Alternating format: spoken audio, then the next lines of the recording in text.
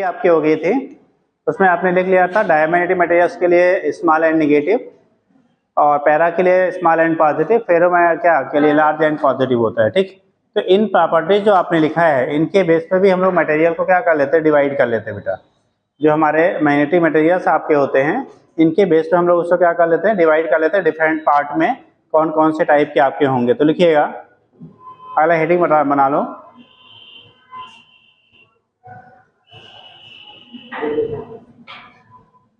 देखिए, types of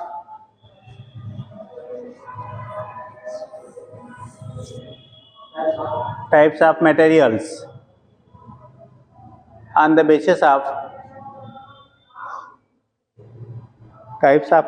on the basis of their magnetic properties।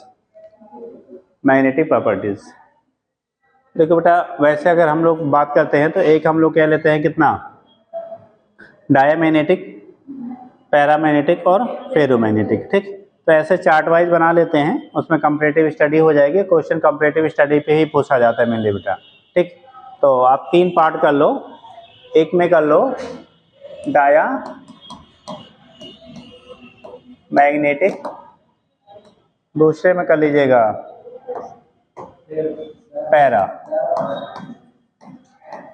Paramagnetic और तीसरे में लिख लो फेरोमैग्नेटिक। तीनों का इक्वल डिवाइड करिएगा। ठीक, डाया, पैरा एंड क्या, फेरो। ठीक, इनमें कई पार्ट में करके, क्योंकि अलग अलग करेंगे फिर कंपैरेटिव थोड़ा सा रिलेट करना वो रहता है, साथ में रहेगा पॉइंट तो ज़्यादा क्लियर हो जाता है। ठीक, तो diamagnetic, paramagnetic and ferromagnetic magnetic behaviour के बेस पे हम लोग 3 पार्ट में डिवाइड कर लेते हैं। पहला डाया हो गया, दूसरा पैरा हो गया, तीसरा हो गया आपका फेरो। तो पहला पॉइंट लिखिएगा, हाँ डाया में पहला पॉइंट लिखिएगा,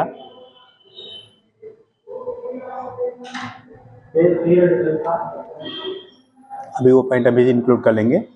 ठीक, तो डायमैग्नेटिक जो सब्सटेंसेस होते हैं बेटा, उसमें सारे भी कल आपको समझा जाता है इलेक्ट्रॉन्स पेयर्ड फॉर्म में पाए जाते हैं, और पेयर्ड फॉर्म में पाए जाते हैं तो उनकी वजह से क्या होता है, अगर इनको हम लोग मैग्नेटिक फील्ड में रखते हैं तो वीकली रिपेल होते हैं। क्या होते हैं, वीकली रिपेल होते हैं। और वीकली रिपेल होने का मतलब इसमें जो मैग्नेटाइजेशन होगा वो फील्ड के अपोजिट होता है, फील्ड के क्या होगा, अपोजिट डायरेक्शन में होता है। तो हम लोग ये पहले मैग्नेटाइजेशन के बेस पे स्टडी करेंगे। तो लिख लीजिए, या तो उससे पॉइंट इंक्लूड कर लो। देखिएगा, पहला, these substances when placed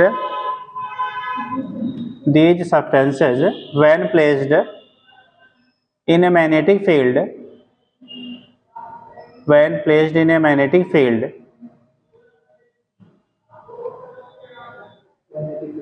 acquire, acquire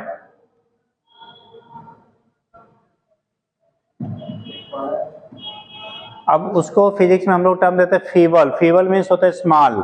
अगर फीबल समझ में आता है ठीक है, तो स्मॉल आप मैग्नेटाइजेशन भी लिख सकते हो। एक्वायर से क्या बोले, फीबल, FEEBLE, फीबल, बैक में कर लो स्मॉल, फीबल, एक्वायर्स फीबल, क्या, small magnetism opposite to the direction feeble, उसी को स्मॉल कह लेंगे बेटा। ठीक, magnetism opposite to the direction of magnetic field.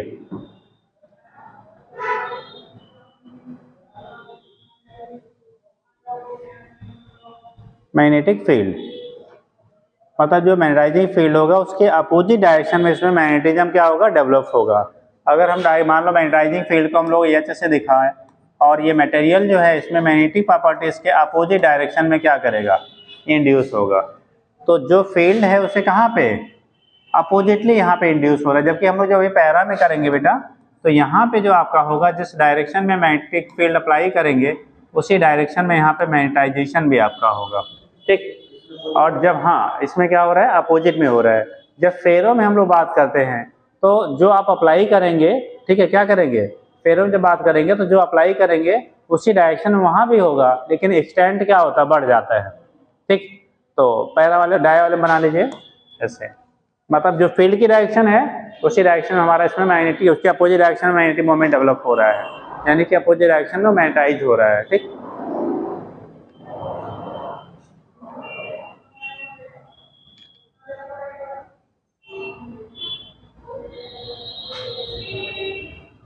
हो गया। पैरा में लिखिए यहाँ,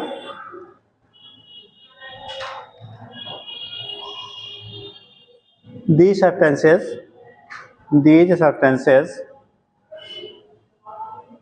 when placed in magnetic field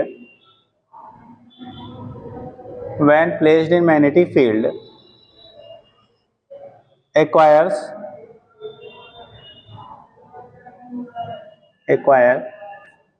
feeble, F-E-E-B-L-E, feeble मतलब small, magnetism acquires feeble small magnetism in the direction of magnetic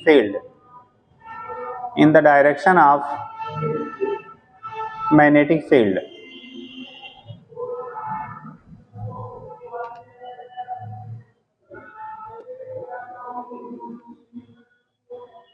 हो गया।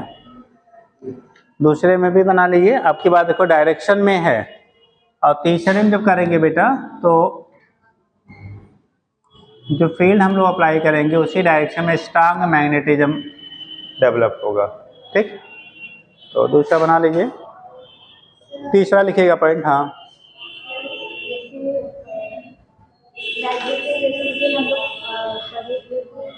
बाहर की तरफ नॉर्थ से साउथ जाता है, मेरे साउथ से नॉर्थ आता है,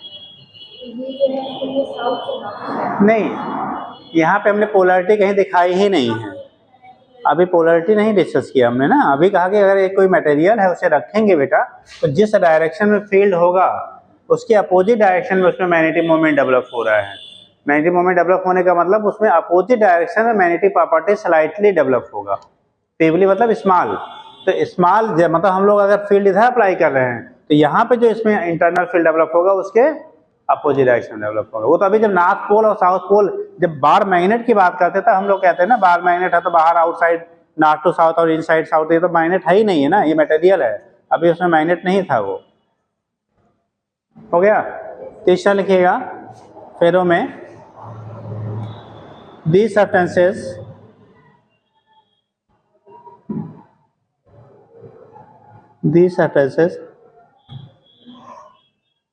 when placed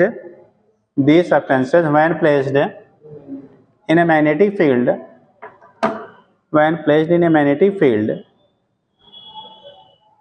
are strongly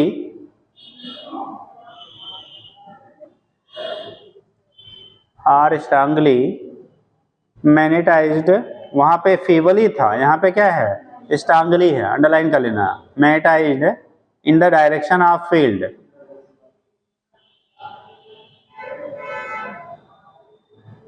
direction of field,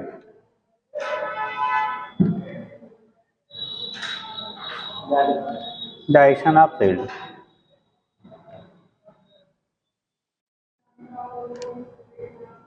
second point लिखिएगा,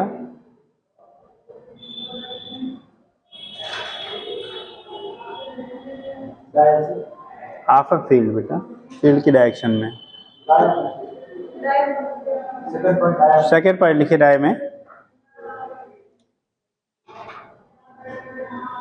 देखिए these substances having no unpaired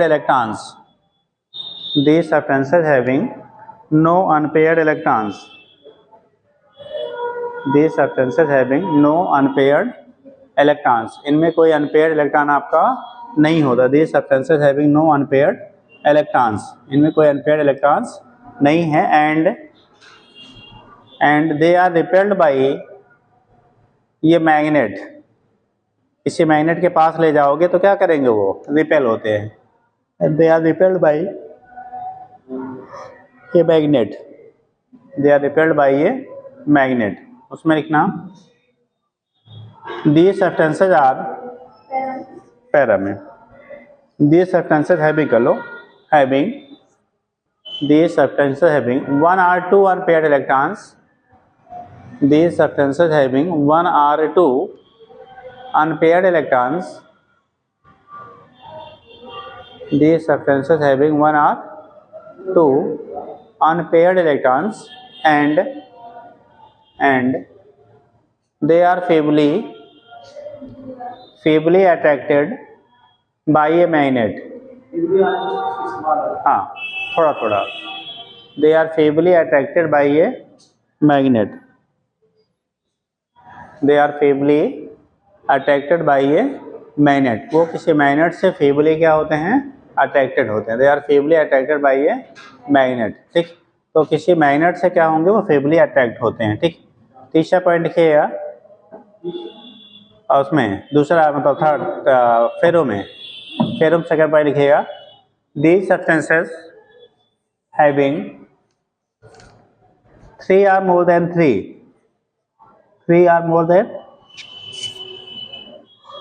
unpaired electrons बेटा. 3 or more than 3 unpaired electrons.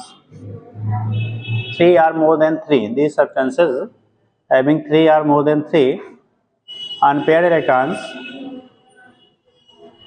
and they are strongly attracted by a magnet.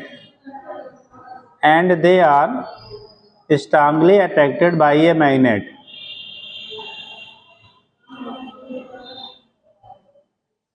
Strongly attracted by a magnet.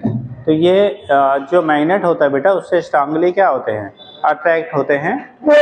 तो बात करते हैं किसका, ferromagnetic का. किसके बात करेंगे, फेरोमैग्नेटिक. बंद करते बेटा,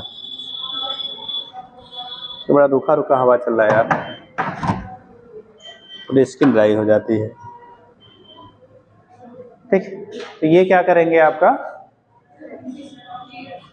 स्ट्रांगली अट्रैक्ट होते हैं किससे, किसी मैग्नेट के द्वारा. अगला पॉइंट करिएगा. ठीक, strongly attracted by a magnet. ठीक, अब कंडीशन होता है बेटा, अगर कोई सोल्यूशन बनाया जाए, नेक्स्ट पॉइंट बनता है, सिर्फ सुन लीजिए, समझ लीजिए. अगर कोई सोल्यूशन डायमैग्नेटिक सब्सटेंस का बनाया जाए और उसका यू ट्यूब में फील्ड कर दिया जाए. कौन वाला यू ट्यूब जी, मोबाइल वाला, हाँ. ठीक, अगर उसे यू ट्यूब में हम लोग क्या कर दे, फील्ड कर दे, और किसी एक आर्म, जो यू ट्यूब का एक आर्म है, उसके क्रॉस एक मैग्नेट पोल्स लगा दिया जाए, यानी मैग्नेटिक पोल्स लगा दिया जाए, तो उस केस में जिस आर्म में हम लोग फील्ड करेंगे, यानी कि मैग्नेट लगाओगे, उसमें लेवल जो होता है वो ड्रॉप कर जाता है, डाउन हो जाएगा. ठीक, और दूसरे वाले में क्या करेगा, अप हो जाएगा. मतलब जिधर आप लगाओगे उधर आपका क्या करेगा, लेवल घटेगा. लेवल घटने का मतलब उधर रिपल्सन हो रहा है. ठीक, और ऐसे दूसरा अगर हम लोग पैरामैग्नेटिक लेते हैं, तो उस कंडीशन में क्या होगा, जिधर आप मैग्नेट लगाओगे, पोल्स लगाओगे, उधर लेवल क्या करेगा, इंक्रीज कर जाएगा. फेरो लेंगे तब भी वहाँ इंक्रीजमेंट होगा, वहाँ इंक्रीजमेंट की वैल्यू लार्ज होगी पैरा के रिस्पेक्ट में. तो ये डिफरेंसेस आपका हो जाता है. यानी कि अगर किसी यू ट्यूब में आप सोल्यूशन भर दीजिए, ठीक, अब बराबर थिकनेस लीजिएगा. यहाँ फिर हमारा थोड़ा पतला मोटा हो गया.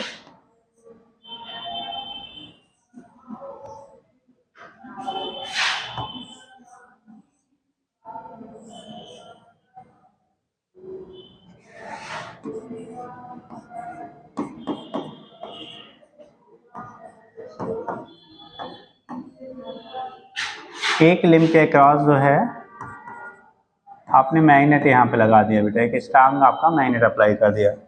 तो जो डायमैग्नेटिक सब्सटेंसेस होते हैं बेटा, क्या होंगे, डायमैग्नेटिक सब्सटेंसेस होते हैं, उनका लेवल जिधर आप अप्लाई करोगे उधर डाउन हो जाता है, उसके अपोजिट साइड में राइज कर जाएगा. ठीक, पैरामैग्नेटिक में थोड़ा सा हम लेवल थोड़ा और कम कर लेते हैं. ठीक, जो पैरामैग्नेटिक होंगे वहाँ पे हम लोग बात करते हैं बेटा, तो जिस साइड में हम लोग लगाएंगे ना, उधर लेवल की वैल्यू क्या करेगी, राइज करेगा, और उसके अपोजिट लिंब में आपका फॉल करेगा. ठीक, और जब हम लोग यही ले लेते हैं किसमें, फेरो में, तो इसमें लेवल और ज़्यादा बढ़ जाता है. जिस साइड में अप्लाई करते हैं दूसरे साइड में और ज़्यादा क्या करेगा, घट जाए. यानी कि पैरा का जो बिहेवियर होता है फेरो जैसा ही होता है, बट फेरो में जो एक्सटेंट आपका होगा बेटा, वो और क्या कर जाता है, इंक्रीज कर जाता है। जो भी चीज़ें होंगी वो ज़्यादा होंगी, पैरा में जो भी चीज़ें होंगी वो क्या फेरो से कम होंगी, लेकिन सिमिलर बिहेवियर शो करेगा। ठीक, तो ये कंडीशन आपका होता है डाया, पैरा और फेरो। अब कहानी लिखाएंगे तो बहुत लंबा होगा, ऐसे बना लो फोटो, समझ जाएंगे ना। मतलब जिधर आपका मैग्नेट लगाओगे अगर वो डाया है तो डाया वाले में डाउन होगा और पैरा और फेरो में क्या करेगा, इंक्रीज करेगा। बट इंक्रीजमेंट जो आपका होगा वो पैरा की तुलना में, किसके तुलना में, पैरा की तुलना में फेरो वाले में जो होता है वो ज़्यादा हो जाएगा।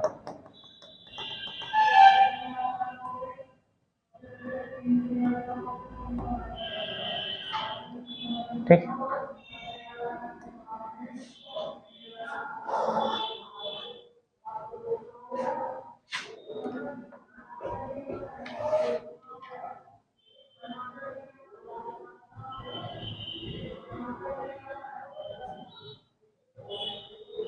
वैसे एक चीज़ ध्यान रखेंगे हम लोग, जो फेरोमैग्नेटिक होता है और वो लिक्विड फॉर्म में जनरली उनके एग्जिस्टेंसेस हमारे नहीं है नॉर्मल टेम्परेचर पे। ठीक, लेकिन अगर ऐसा बनाया जाए तो उस कंडीशन में ये बिहेवियर शो करेगा। ठीक है, इसीलिए कहीं कहीं आपको ये फेरो वाले में कह दिया जाता है no substances are exist at normal temperature in liquid phase. ठीक, पैरा तो मिलता है आपका, जिससे हम लोग ले लेते हैं क्या, ऑक्सीजन है, लिक्विड फेज में हम लोग ले सकते हैं। बाकी चीज़ें हैं, बहुत सारे लिक्विड हैं जो आपका पैरामैग्नेटिक बिहेवियर शो करते हैं। ठीक, तो लेकिन जब कंपैरेटिव स्टडी करते हैं तो वहाँ पे इंक्लूड कर लेंगे। ये डायामैग्नेटिक सोल्यूशन है, कैसा है बेटा, डाया मैग्नेटिक सोल्यूशन। ये पैरामैग्नेटिक सोल्यूशन है, पैरामैग्नेटिक सोल्यूशन। ये फेरोमैग्नेटिक सोल्यूशन है, फेरो मैग्नेटिक सोल्यूशन। वैसे इस फॉर्म में मिलता रेयरर है बेटा, इसीलिए कहीं कहीं ये चीज़ें दिखाई नहीं जाती हैं। ठीक है, तो अगर कहीं ऐसा मिलेगा आप में है तो कुछ जगहों पे नहीं मिलता है, तो उस चीज़ को मतलब वही है डाया पैरा फेरो, यहाँ जो इंक्रीज किया है। ठीक,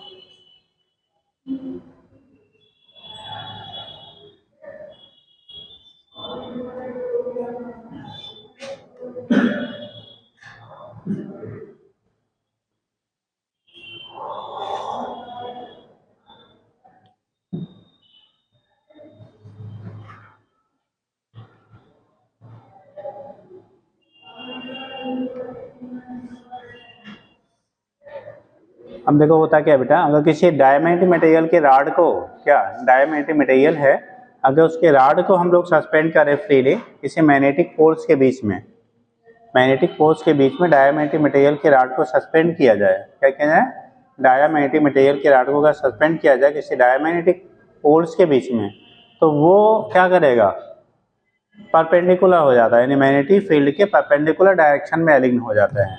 फील्ड के कैसे, परपेंडिकुलर डायरेक्शन में क्या होता है, उसका एलिग्नमेंट हो जाता है। तो लिखिएगा डायमैग्नेटिक में, अगला पॉइंट करिए, डायमैग्नेटिक में नेक्स्ट पॉइंट करिएगा,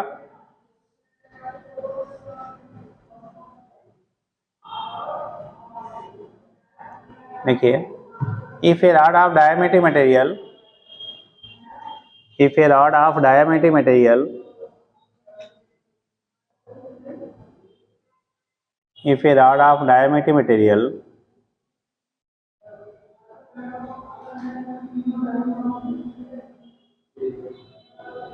if a rod of diametric material is suspended freely, is suspended freely, is suspended freely between two magnetic poles, suspended freely between two magnetic poles,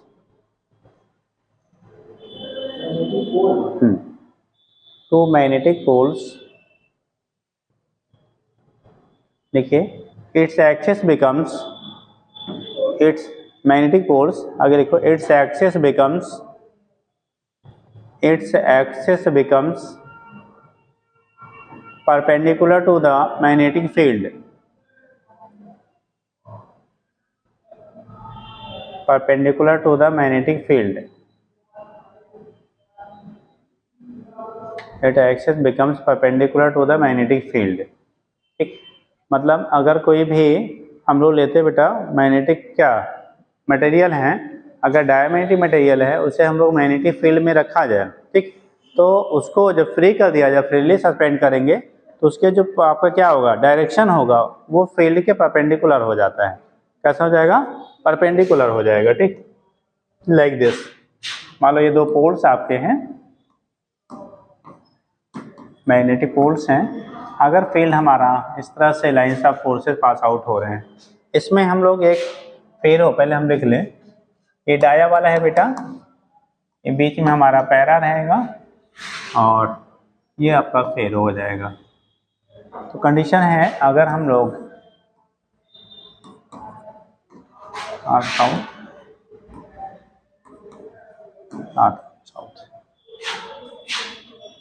field हमारा north से किधर की तरफ, south की तरफ है। अगर एलिग्नमेंट की हम लोग बात करते हैं, ठीक, ये डायमैग्नेटिक मटेरियल का रॉड है, कैसा डायमैग्नेटिक मटेरियल का रॉड है, तो जब इसे रखेंगे तो वो फील्ड के परपेंडिकुलर डायरेक्शन में एलिग्न हो जाता है। कैसा? परपेंडिकुलर डायरेक्शन में आपका उसका एलिग्नमेंट हो जाएगा। ठीक, अगर हम लोग यहाँ पैरा लेते हैं तो पैरा और फेरो में दोनों फील्ड की क्या होंगे डायरेक्शन में एलिग्नमेंट होता है। कैसा होगा? फील्ड के डायरेक्शन में एलिग्नमेंट होता है। ठीक, तो यहाँ पे फील्ड के परपेंडिकुलर डायरेक्शन में एलिग्नमेंट हो रहा है और जब पैरा या फेरो लेंगे तो वहाँ पे जो फील्ड होगा उसी डायरेक्शन में आपका एलिग्नमेंट होता है। ये बात अलग है कि पोल जो बने होंगे वहाँ डेवलप होंगे वो opposite to the magnetising field, यानी ओरिजिनल जो आपके पोल्स हैं उसके क्या होगा अपोजिटली वो मैग्नेटाइज होंगे, यानी जिधर नॉर्थ है उधर साउथ, जिधर साउथ होगा उधर नॉर्थ। ठीक, तो ये कंडीशन आपकी होती है, यहाँ से रिप्रेजेंट कर लेते हैं। इधर नॉर्थ है तो साउथ डेवलप हो जाएगा, साउथ है तो नॉर्थ, ऐसे इधर नॉर्थ है तो साउथ, साउथ है तो नॉर्थ। मैग्नेटाइजेशन जो डेवलप होगा वो फेरो वाले में ज़्यादा होगा या आसानी से हो जाएगा पैरा वाले में स्मॉल होगा, तो उसके बेस पे दिखा देते हैं। और एक चीज़ और यही समझ लो, अगर लाइंस ऑफ फोर्सेस को हम लोग मटेरियल से पास आउट कराया जाए तो वहाँ पे अगर दिखाया जाता है तो ये लाइंस जो होती हैं डाइवर्ज होती हैं, यहाँ दोनों में क्या होंगी कन्वर्ज होती हैं, तो एक पॉइंट वो भी बनता है। ठीक, यानी पैरा और फेरो में जो लाइंस ऑफ फोर्सेज आपके होंगी मैग्नेटिक लाइंस ऑफ फोर्सेज वो कन्वर्ज होंगी, डेंस होंगी, और डाया वाले में क्या करेंगे ठीक डाइवर्ज हो जाती हैं। ठीक, तो बना लीजिए पॉइंट लिख लिया। अच्छा डायम खाली लिखा है, पैरा में भी लिख लीजिए, पैरा में उसी का अपोजिट हो जाएगा। लिखिए paramagnetic rod becomes parallel to the magnetic field, paramagnetic rods becomes parallel to the magnetic field, paramagnetic rod becomes parallel to the magnetic field, paramagnetic rod becomes parallel to the magnetic field।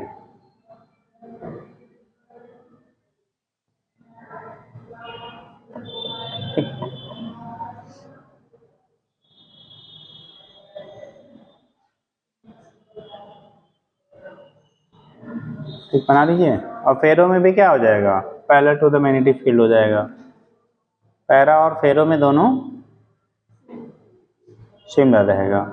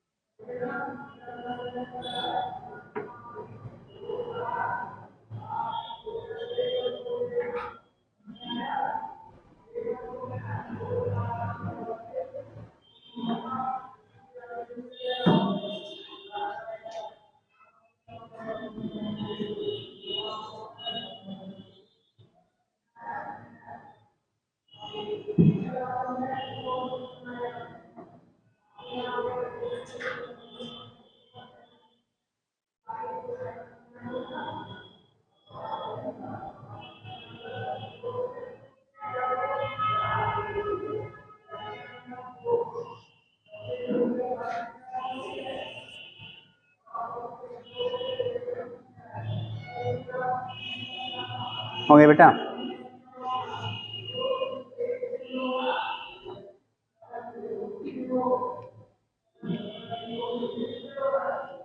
अगला point लिखिएगा।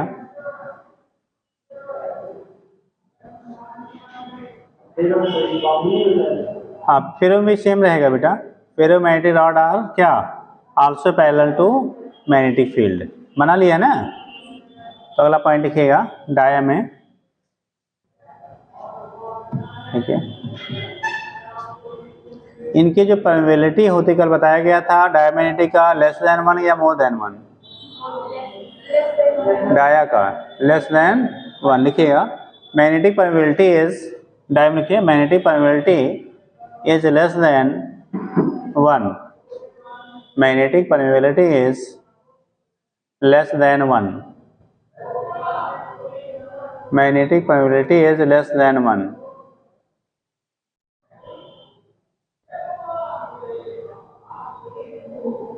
Magnetic permeability is less than 1, नीचे लिखना mu less than 1, back में लिख लो mu less than 1। उसमें लिखना para वाले में क्या होगा,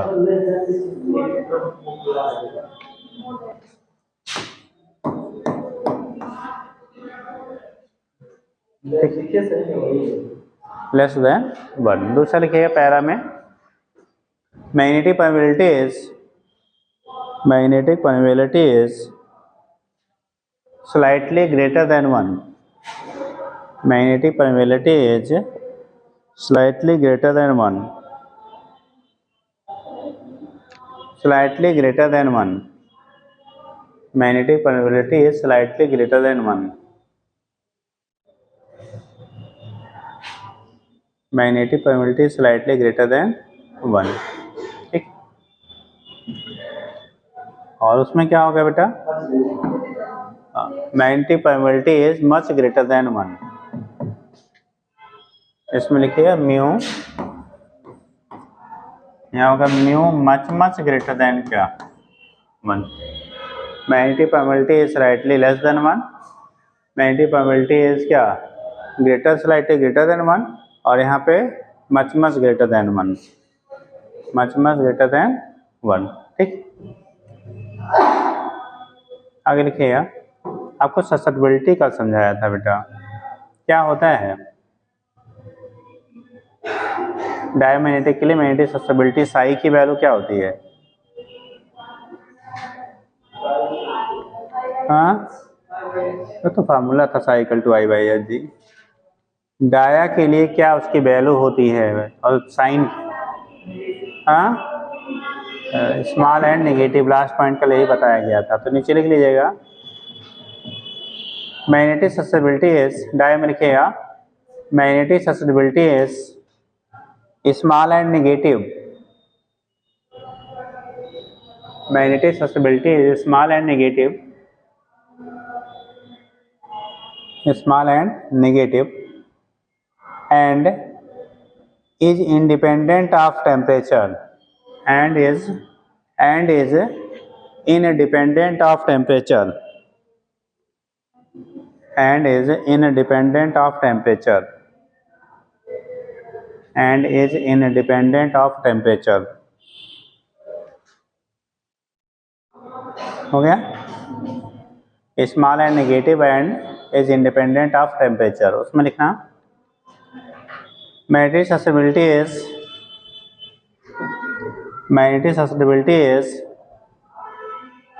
is small and positive,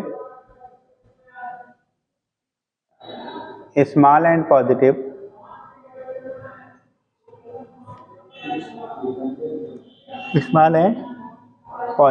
and inversely proportional to पूछा जाता है बेटा खूब, दोनों पॉइंट टिक कर लीजिएगा, ठीक।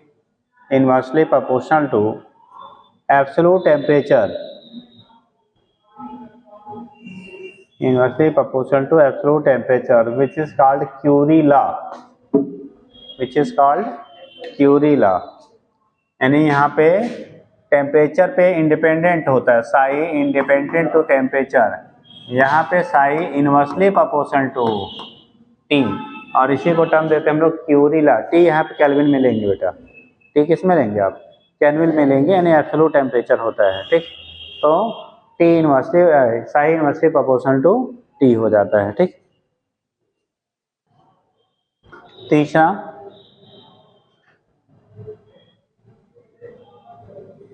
इसमें ससेबिलिटी क्या होगा, फेरो में लार्ज एंड पॉजिटिव लिखिएगा। Magnetic susceptibility is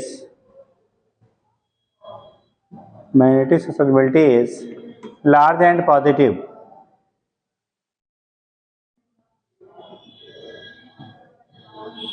large and positive, and also follow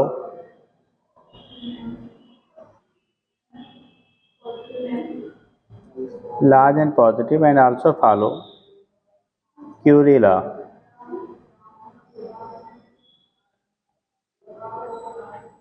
हो गया।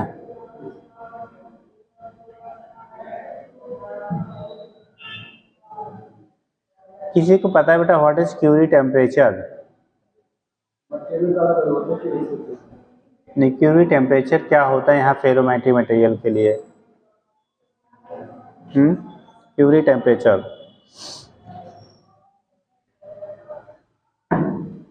क्यूरी टेम्परेचर टीसी से दिखा लेते हैं हम लोग। क्यूरी टेम्परेचर, कोई लोग, क्यूरी टेम्परेचर क्या होता है बेटा? What is Curie temperature? Curie temperature क्या होता है?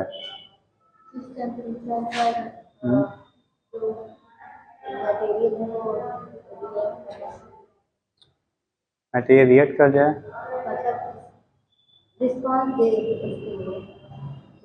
जो बताएगी वही हम समझेंगे, अभी जो आप बोलोगे वही समझेंगे।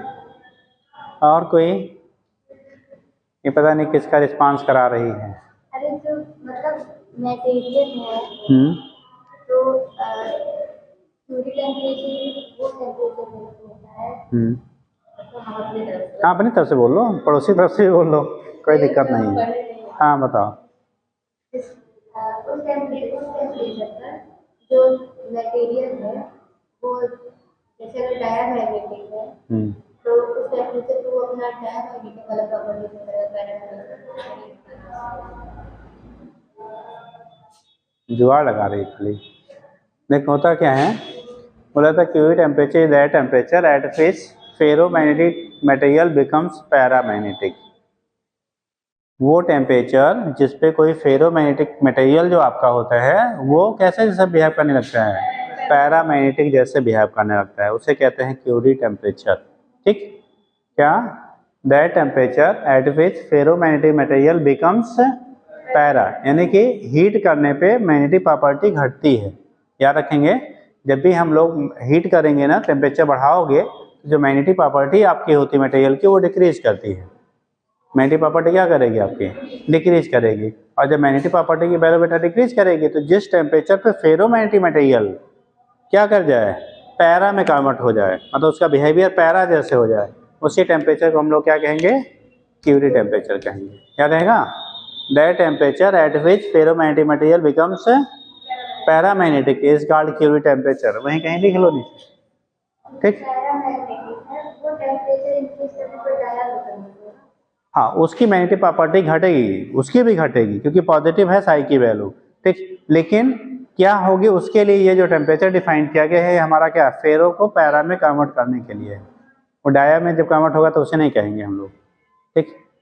तो लिखिएगा टेम्परेचर डिपेंडेंट है, मटेरियल पे भी डिपेंड करता है, मटेरियल के अकॉर्डिंग बदलता है वैल्यू, ठीक। तो लिख लीजिएगा, वहीं कहीं लिखवा दें, लिख लो, उसी में लिख लो, किसी में जहाँ जगह हो डाया पैरा फेरो, फेरो में लिखिए, फेरो में लिख लीजिए। देखिए Curie temperature is that temperature, Curie temperature is that temperature at which Curie temperature is that temperature at which ferromagnetic substances, ferro वाले में लिखना था बेटा, Curie temperature is that temperature, ये अभी ये पॉइंट और लिखाए जाएंगे ना, स्पेशल लिखो। Curie temperature is that temperature at which ferromagnetic substances becomes कैसे पैरामैग्नेटिक। तो वो टेम्परेचर जिस पे फेरोमैग्नेटिक सब्सटेंसेस जो आपकी होती हैं वो पैरामैग्नेटिक सब्सटेंस लाइक बिहेव करने लगती हैं, उसी को टर्म देते हैं बेटा क्यूरी टेम्परेचर कह लेते हैं। क्या कहेंगे उसे? क्यूरी टेम्परेचर कह लेते हैं। तो ये कंडीशन आपका होता है, उसी को हम लोग क्यूरी टेम्परेचर कहा जाता है। ठीक, चलिए।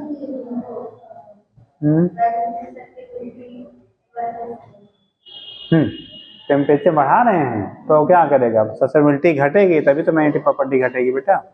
घटती दोनों में भी, पैरा वाले की भी घटती है, फेरो वाले की भी घटती है, लेकिन ये स्पेशली टर्म जो यूज किया जाता है क्यूरी टेम्परेचर, वो फेरो को जिस टेम्परेचर पे पैरा जैसे बिहेव करेगा उसे हम लोग क्यूरी टेम्परेचर कहेंगे। ठीक, चलिए आगे होता है, ऐसा सुन लीजिए, इसको लिखने की जरूरत नहीं है, या तो पॉइंट के टर्म में इस तरह से, अगर कोई भी नॉन यूनिफॉर्म फील्ड है, ठीक, और डायमैग्नेटिक मटेरियल का कोई भी लिक्विड या पाउडर हम लोग रखते हैं, तो उस कंडीशन में जिधर फील्ड इंटेंसिटी कम होगी वो उधर की तरफ शिफ्ट होगा। क्या होगा? जिधर फील्ड कम होगा उधर की तरफ क्या होगा? उसका शिफ्टिंग होता है। ठीक है, और अगर पैरामैग्नेटिक रखोगे तो जिधर की तरफ फील्ड स्ट्रांग होगा शिफ्टिंग उसकी तरफ होगी। फेरो रखेंगे तो हमारा उसमें भी कंडीशन वही होगा कि जिधर आपका कैसा स्ट्रांगर होगा उधर की तरफ ज्यादा वो शिफ्टिंग होगा। ठीक, तो ये केस आपका होता है डाया, पैरा और फेरो। डाया, पैरा एंड फेरो। ये हाथ हटा लो बेटा, देवी जी आप भी। ठीक, तो डाया, पैरा और फेरोमैग्नेटिक मटेरियल जो होते हैं, जब उन्हें हम लोग क्या करेंगे, डाया वाले को अगर कैसा नॉन यूनिफॉर्म फील्ड में रखोगे तो जिधर फील्ड रीजन वीकर होगा उधर की तरफ वो शिफ्ट करेगा। अगर पैरा या फेरो को रखोगे तो जिधर फील्ड रीजन स्ट्रांगर होगा उधर की तरफ शिफ्ट करेगा। अब कल आपको समझाया गया था कि अगर हम लोग मैग्नेट लेते बेटा, तो मैग्नेट के पोल्स के पास फील्ड स्ट्रेंथ क्या होता है? ज्यादा होगा। पोल से दूर जाते थे हम लोग, क्या होता था? फील्ड स्ट्रेंथ कम होता था। यानी कि पोल से अगर आप डायमंड मटेरियल को रखेंगे तो जिधर पोल है, जहाँ पोल पास होंगे वहां से दूर की तरफ हो जाएगा। ठीक, क्योंकि वो बीकर की तरफ जाता है। और अगर पैरा या फेरो लेंगे तो जहाँ पे पोल्स आपके होंगे उसकी तरफ वो क्या करेगा? शिफ्ट करेगा। तो ये कंडीशन होता है डाया, पैरा और किसका? फेरो का, किधर की तरफ शिफ्टिंग होगी इसके बेस पे आपका रिप्रेजेंटेशन हो जाता है। हो जाएगा? चलो आगे लिखिए यार।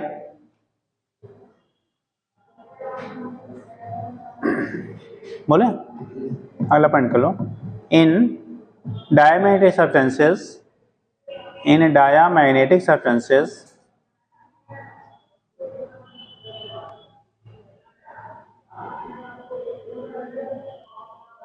in diamagnetic substances, the magnetic lines of force in diamagnetic substances, the magnetic lines of force are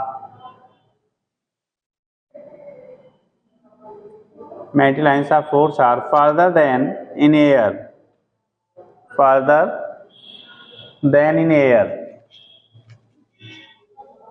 force are further than in air, magnetic lines of force are further than, ठीक, एयर की तुलना में दूर चले जाते हैं। मतलब इस पे ऐसे पॉइंट बनेगा जैसे लाइंस ऑफ फोर्सेज आ रही हैं बेटा।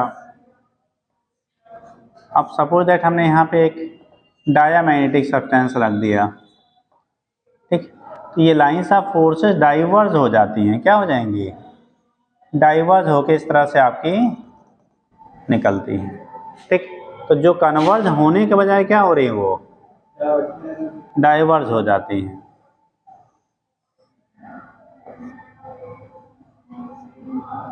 तो ये इसका मतलब कैसा है? ये डायामैग्नेटिक है। ये रॉड कैसा है? डाया है। अगर डायामैग्नेटिक रखेंगे तो इसको डाइवर्ज करेगा। ठीक, और जब हम लोग पैरा में लेते हैं बेटा, किस में लेंगे? पैरा वाले में लेंगे, तो उस कंडीशन में लाइंस ऑफ फोर्सेस जब आपकी होती है, अगर यहाँ पे हमने एक मटेरियल रख दिया, लाइंस ऑफ फोर्सेस जो आएंगी ना वो क्या करेंगी? कन्वर्ज होंगी।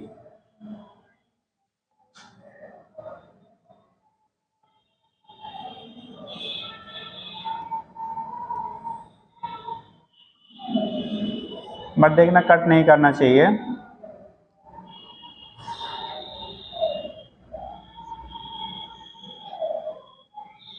हाँ सूख जाओ बेटा।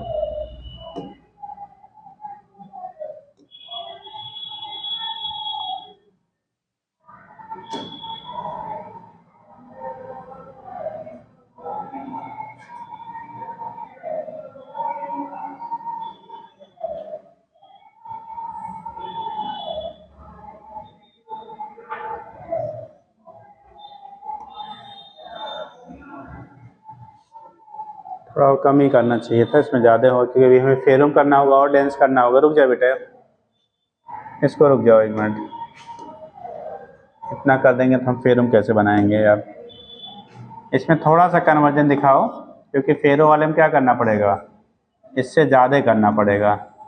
जब इसी में इतना ज़्यादा कर देंगे तो उसमें फिर कैसे हाँ और कंडेंस करना रहेगा, दिखाएंगे कैसे। ठीक, तो पैरा वाले में क्या हुआ, कन्वर्ज हुआ, लाइन्स ऑफ फोर्सेस क्या होंगे, कन्वर्ज होंगे। और जब हम लोग लेंगे किसमें, फेरो वाले में, तो जो बनाया था ना उसको यहाँ दिखा दो बेटा।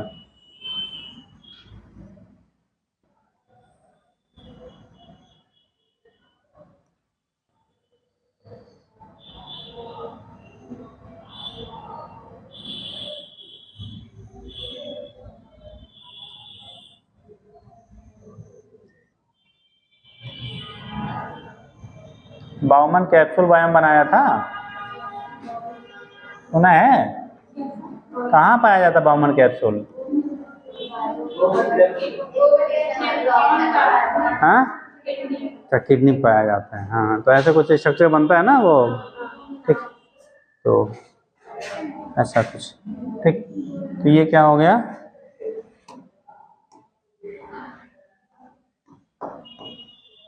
ये फेरो है। यहाँ देखो डाइवर्ज हो रहा था, यहाँ स्लाइटली कन्वर्ज हुआ, यहाँ पे और ज़्यादा कन्वर्ज हुआ। ठीक, हाँ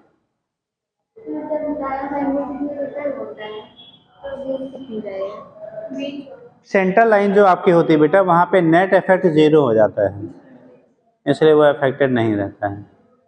अब बहुत इच्छा होगी तो नहीं बनाना, कोई दिक्कत नहीं उसमें। ठीक, मतलब बीच वाला दोनों साइड से इक्वली इक्वली होता है ना, कैंसिल आउट हो जाता है, तो अनडिफ्लेक्टेड हो जाता है। देखो दिया हुआ कहीं किताब में, नहीं दिया है, ये अनडिफ्लेक्टेड रहता है। सही, तो यहाँ कन्वर्ज हुआ, फिर ऐसे आगे कहीं दिया होगा क्या, और ज़्यादा कन्वर्ज हो गया। ठीक,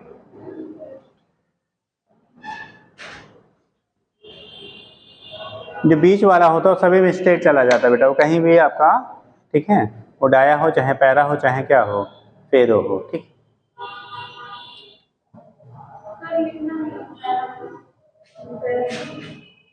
डाया बना लिया तो पैरा में लिख लो। डाया में कुछ लिखा था, क्या लिखा था,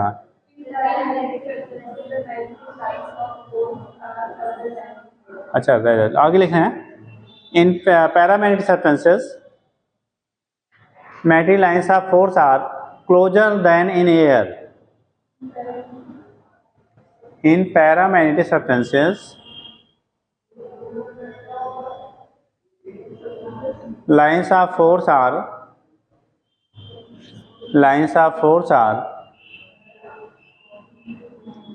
closer than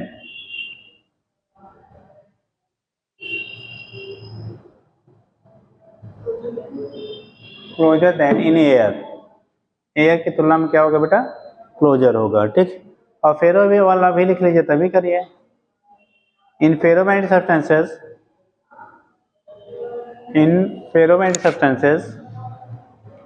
magnetic lines of force are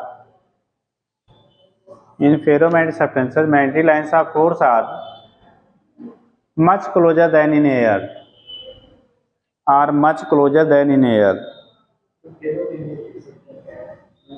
magnetic lines of force are much closer than in air,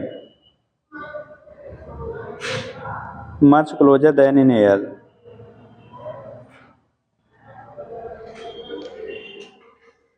Much closer than in air,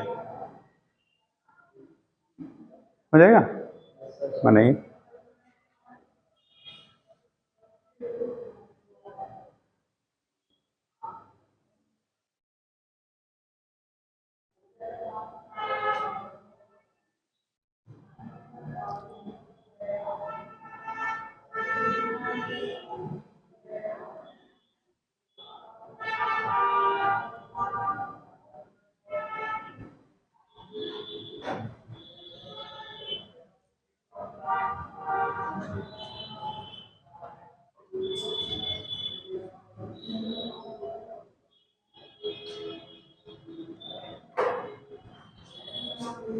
जल्दी जल्दी करो बेटा।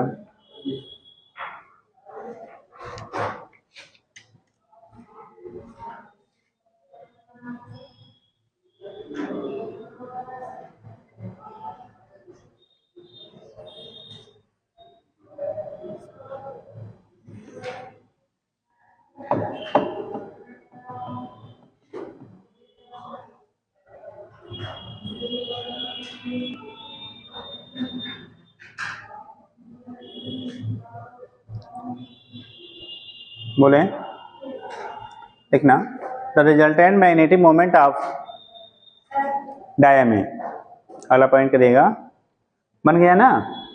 देखना, the resultant magnetic moment of these substances is zero,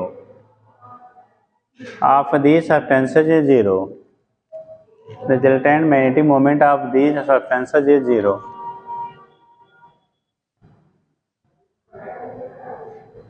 हो गया, resultant magnetic moment of these substances is zero. उसमें लिखिएगा, अब इसमें जीरो इसलिए होता है बेटा कि स्पिन जो आपके होते हैं सारे कैसे हैं, क्या कैसे हैं, ठीक है, किसमें पेयर्ड हैं तो अपोजिट स्पिन होंगे, एक दूसरे को कैंसिल कर देते हैं। मैग्नेटिक मोमेंट एक जो इलेक्ट्रॉन है वो दूसरे को क्या करेगा, कैंसिल कर देता है, इसलिए नेट मैग्नेटिक मोमेंट की वैल्यू जीरो हो जाती है डायमैग्नेटिक में, क्योंकि सारे पेयर्ड हैं। ठीक, दूसरा लिखिए उसमें, दीज सब्सटेंसेस हैव ए, हाँ जी, these substances have a permanent magnetic moment,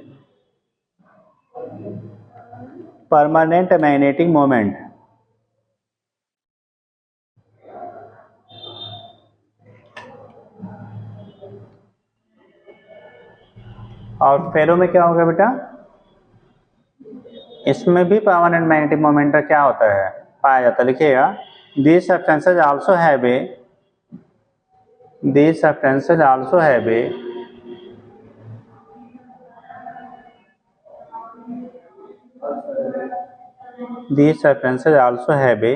permanent magnetic moment.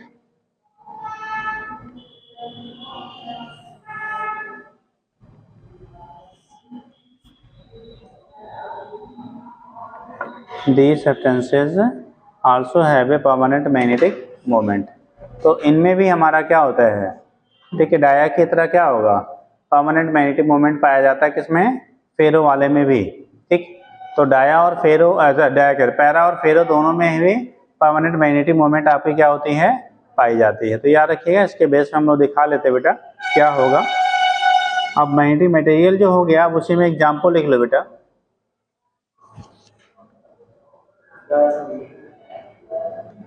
Diamagnetic, paramagnetic और फेरो। डाया में लिखिएगा जिनके पास पेयर्ड इलेक्ट्रॉन होंगे, example like copper Cu, example लिख लो डाया वाले में, Cu, Ag, Zn, Bi, bismuth.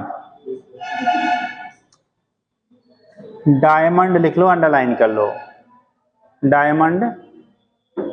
Water क्या है जी, डाया की पैरा, वाटर क्या है, ऑक्सीजन,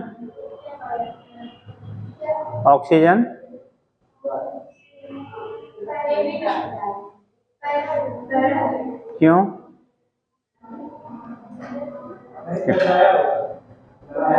क्यों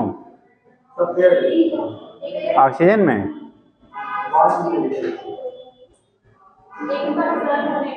हाँ बेटा,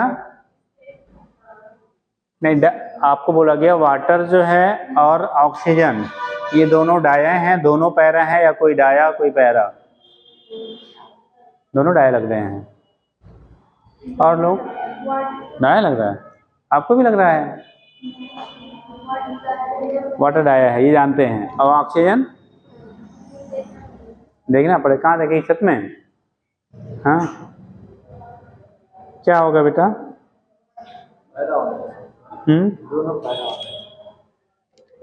दोनों और लोग याद रखिएगा, जो ऑक्सीजन है बेटा वो पैरामैग्नेटिक होता है due to the presence of 2 unpaired electron. आपको molecular orbital theory chemical bonding में पढ़ाया गया होगा।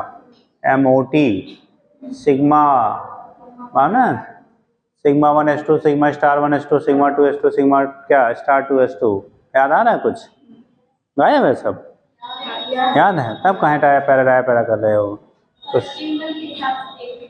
नहीं, वो दो वाला नहीं होता है। ऐसा थोड़ी समाज में जितने मेल है उतने फीमेल है, सबकी शादी हो ही जाती है। बहुत सारे ऐसे होते हैं जिनकी नहीं होती है, होता है ना बेटा?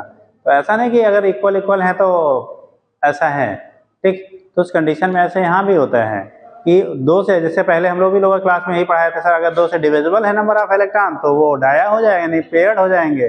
2 से इंडिविजिबल है, नहीं डिवाइड हो रहा तो क्या पैरा मतलब कैसा होगा?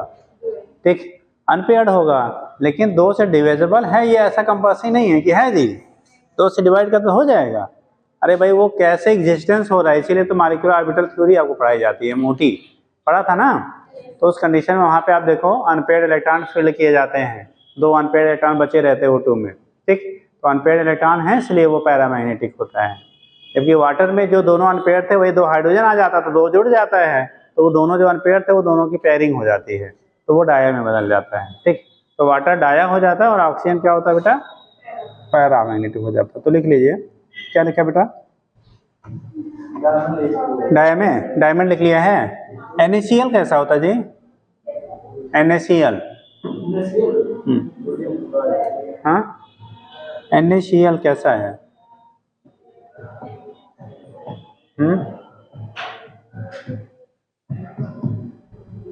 NaCl डायामैग्नेटिक, 17 उसका एक क्या है 11 इसका 18 हो गया, 28 सारे पेयर्ड हो जाते हैं, ठीक। तो कंडीशन क्या हो गया? डायमंड लिख लिया NaCl, डायमंड में लिख लिया NaCl, वाटर मरकरी ETC कर लो यार। हाइड्रोजन क्या होता है? हाइड्रोजन H2 डाया है, अच्छा कि पैरा है? सोच लो। अच्छा पैरा वाले हाथ उठाओ, हम लोग तो पैरा है, सब कह रहे हैं। डाया वाला कोई नहीं है? H2 डाया और पैरा है। अरे बेटा अपने हाइड्रोजन H2 मॉलिक्यूल में कितने इलेक्ट्रॉन टोटल हैं? 2। और हम लोगों ने पढ़ा था क्या? सिग्मा 1s2 पढ़ा है, सिग्मा स्टार 1s2। तो सिग्मा 1s2 हुआ, कितने हैं? दोनों एक ही ऑर्बिटल में भरा गया ना। जब दोनों एक ही ऑर्बिटल में हो गया तो क्या हो गया? पेयरिंग नहीं हो गई जी। हाँ N2 कैसा होता है? 7 इलेक्ट्रॉन एक एटम के पास होता है। डाया कि पैरा? बहुत मारेंगे।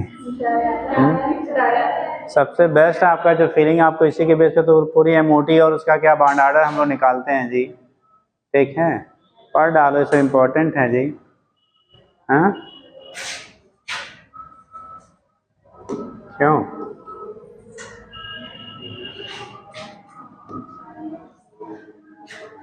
तो लिख लीजिए, पैरा वाले की एग्जाम्पल में लिख लीजिए Na sodium, Al aluminium, para में हाँ sodium, aluminium, potassium, oxygen, ETC। फेरो में लिख लेना, आपने आयरन को पढ़ा होगा, ठीक। आयरन Fe, ठीक, कामा Ni निकिल, कोबाल्ट, कामा मैग्नेटाइट Fe3O4 होता है बेटा, आयरन का और है ऑक्साइड क्या? मैग्नेटाइट Fe3O4, ETC कर लीजिए। इसी को नेचुरल मैग्नेट भी कहते हैं। जो नेचर में पाया जाता है, हम लोग बोलते हैं या कि अंदर एज्यूम किया जाता है एक ह्यूज मैग्नेट है, वो किसकी वजह से है? Fe3O4 की वजह से होता है। ठीक हो जाएगा। तो ये केस आपके होते हैं, यहाँ से हम लोग रिप्रेजेंट कर लेते हैं क्या होगा कैसे होगा। ठीक, तो फेयर वाले में लिख लिया। तो ये होता है हमारा, इनकी क्या कैटेगराइजेशन क्या होता है उसके बेस पे आपका यहाँ से रिप्रेजेंटेशन आपका हो जाता है। एक चीज़ बेटा कल आपको लिखाया था हमने, मैग्नेटिक ससेप्टिबिलिटी जहाँ लिखा था ना, लिखा था लास्ट में साइम, वही मैग्नेटिक ससेप्टिबिलिटी में एक चीज़ कभी कभी रिलेशन, रिलेटिव परमिबिलिटी और मैग्नेटिक ससेप्टिबिलिटी में रिलेशन क्या होता है। ठीक, म्यू आर और साइम में क्या रिलेशन होता है, तो एक चीज़ कभी कभी पूछ ली जाती है। ठीक, तो जो म्यू आर की वैल्यू होती है बेटा 1 प्लस साइम के बराबर होता है। ठीक, वहीं जहाँ लिखा था ना, दो बार दूसरा हेडिंग क्या करेंगे, मैग्नेटिक ससेप्टिबिलिटी लिखाया था ना, देखो लास्ट में वही लिख लो, relation between mu R and chi m. नई जगह है, नई जगह तो ऐसे लिख लो, खाली फार्मूला लिख लो, mu R equal to 1 plus chi m. Direct formula का कभी कभी क्वेश्चन मिल जाता है, mu R equal to 1 plus, अगर मैग्नेटिक ससेप्टिबिलिटी दी गई है मटेरियल की और रिलेटिव परमिबिलिटी आपको निकालनी है तो उसमें 1 जोड़ लेना, और रिलेटिव परमिबिलिटी दी गई है, मैग्नेटिक ससेप्टिबिलिटी निकालना है तो उसमें 1 घटा लेना यार, हो जाएगा। तो mu R equal to 1 plus क्या हो जाएगा, साइम के बराबर होता है। तो ये चीज़ें आपकी होती हैं, यहाँ से हम लोग रिप्रेजेंट कर लेते हैं। ठीक, तो ये तो हो गया बेटा मटेरियल हम लोग जो डिवाइड करते हैं कैसे होता है, उसकी मैग्नेटिक प्रॉपर्टी के बेस पे यहाँ से रिप्रेजेंट कर लिया जाता है। ठीक, हो गया। मैग्नेटिक साइम ससेप्टिबिलिटी है और रिलेटिव परमिबिलिटी होता है म्यू आर, म्यू होता है परमिबिलिटी को डिनोट करता है बेटा, हो जाएगा।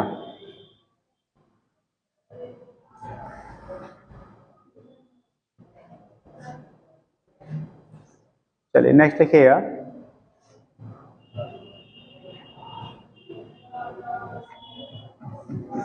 रीडिंग करो। अब इसके बाद हम लोग पढ़ लेते बेटा ये अर्थ मैग्नेटिज्म। मैग्नेटिक मटेरियल आपका हो गया, कितने टाइप के होते हैं। ये अर्थ मैग्नेटिज्म क्या होता है, अरे सर आ गए होंगे, लेट हो गया, चलो अब कल करते हैं बेटा।